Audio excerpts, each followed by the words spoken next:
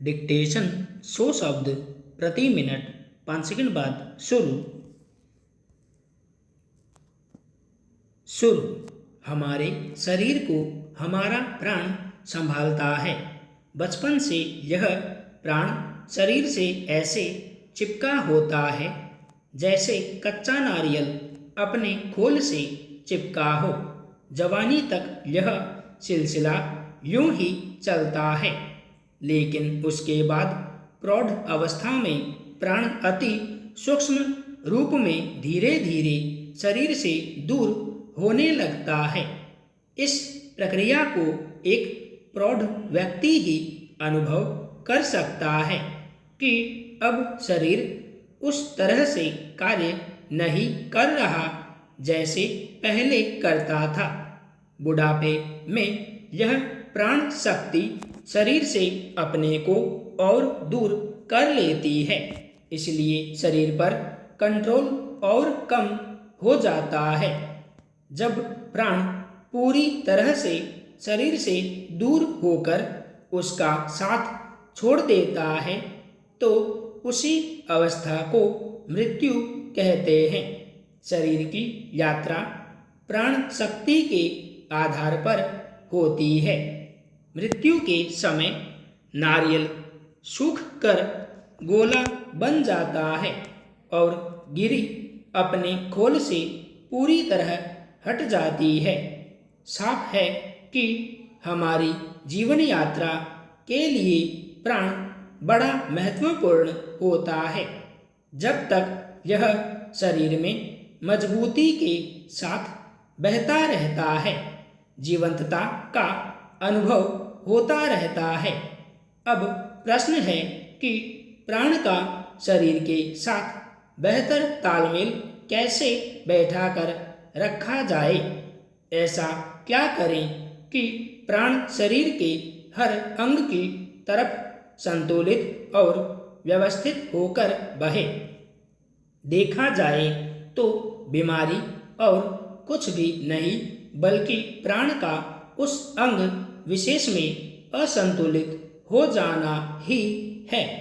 स्वास्थ्य का अर्थ ही होता है प्राण का समुचित तरीके से समस्त अंगों की तरफ बहना। योग में इस प्राण को बल देने के लिए अनेक अभ्यास हैं।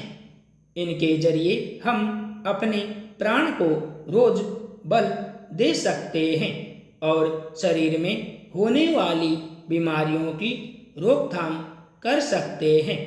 यह प्राण केवल हमारे शरीर की ही संभाल नहीं करता, यह मन, बुद्धि आदि प्रत्येक आयाम को जीवन देता रहता है। दिन भर हमारा प्राण गहरे से बहना चाहिए। यदि पेट के नीचे कंद स्थान से प्राण का बहना सुनिश्चित कर लिया जाए तो यह हमारे स्वास्थ्य के लिए बहुत अच्छा होता है। लेकिन अधिकतर हमारा प्राण छाती से शुरू करके छोटी सी यात्रा करके रह जाता है, उसका गहरे से बहना नहीं हो पाता। यदि हम दिन में जब भी याद आए तभी अपने प्राण को धीमा और गहरा भरना शुरू कर दें तो खुद को ऊर्जावान, प्राणवान, शक्तिवान और शांत स्वभाव का अनुभव करने लगेंगे। हमारे भीतर धैर्य और रचनात्मकता बढ़ने लगेगी। मन का तनाव समाप्त हो जाएगा। भय घबराहट से मुक्ति मिल जाएगी। साथ ही यह अभ्यास ध्यान की गहराइयों में ले जाने में भी सहायक होगा। एक छोटा बच्चा जब सो रहा होता है तब आप उसके पेट को देखिए। उसका पेट तेजी से ऊपर नीचे होता हुआ दिखाई देगा, यानी सांस पेट से बह रही है। बच्चा ही क्यों, आप किसी बड़े को आंख बंद किए लेटे देखिए।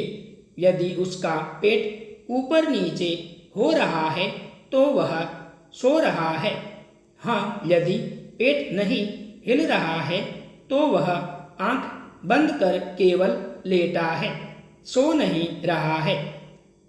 अर्थात नींद हमें इसलिए इतनी ऊर्जा से भर देती है क्योंकि उस समय सांस गहरे से बहने लगती है।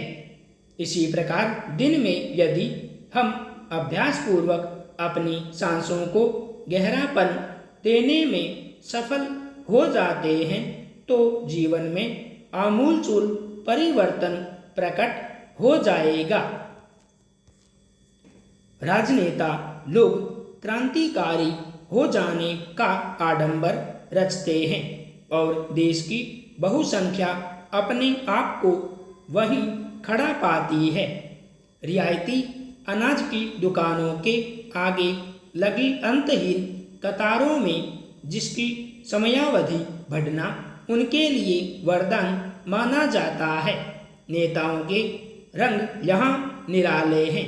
जन सेवा की जगह वे परिवार सेवा, गुट सेवा, जाति सेवा में विश्वास रखते हैं और उसे न्यायोचित ठहरा कर नैतिकता के नए पैमाने बना देते हैं। चाहे देश का शिखर न्यायालय इस पर प्रश्न उठाए, लेकिन उसे नज़रअंदाज करके देश का राजनीतिक रथ उसी मंथर गति से चलता नजर आता है कि जहां कुर्सी छिन जाने पर भी कुर्सी छीनने वाले के प्रति चतुर सुजान नेता मुंह दिखाते हैं, आशीर्वाद देते और उसमें से अपने लिए एक नया अर्थ निकाल लेते हैं। शायद अर्थ यही कि ऐसा करके देखो वे कितने महान व्यक्ति बन गए। जीवन के उतार चढ़ाव देखकर वे निष्प्रिय हो चुके हैं। यूं राजनीति, समाज और आगे बढ़ने की अंधी दौड़ में पीछे छूट गए लगभग हर व्यक्ति को हमने इसी तेवर में देखा है। यह कैसा चलन है कि जब कोई हार जाता है तो ऐसा संदेश देता है, इस आपाधापी भरी दुनिया को त्याग देने का संदेश देता है। निहित भाव यही रहता है कि मैंने कभी इन छोटी छोटी ललचाहटों की परवाह नहीं की। ज्यों ज्यों चुनाव की घंटी करीब आती जाएगी यह आडंबर शायद और बढ़ जाएगा। जमी जमाई कुर्सियां उखड़ेंगी। जिन राजप्रसादों को अपनी मिल्कियत समझा था, अगर वही आज बेगाने हो गए तो इनसे विदा लेते हुए भला और क्या कहते। यही न कि मैंने कभी इनकी कामना नहीं की। आपकी सेवा का जन सेवा का भार था जो हम पर लाद दिया गया था। हम तो आजीवन यही सेवा धर्म निभाते रहते। हम जाते तो हमारे बेटे नाती पोते इस सेवा को निभाते, लेकिन कुछ लोगों से हमारी यह महानता बर्दाश्त नहीं हुई। लीजिए अब हम क्यों इस ओछी नाखुशी को बढ़ावा दें। आजकल जो कोई नहीं करता वही हमने कर दिखाया।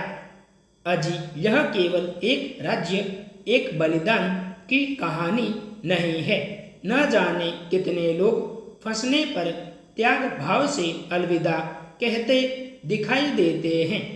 यह केवल एक राज्य की नजरदारी हो या एक सामाजिक प्रतिष्ठान की, मगर ऐसे हर बलिदान की कहानी का दूसरा रुख बाँचने वाले भी आपको दिख जाएंगे।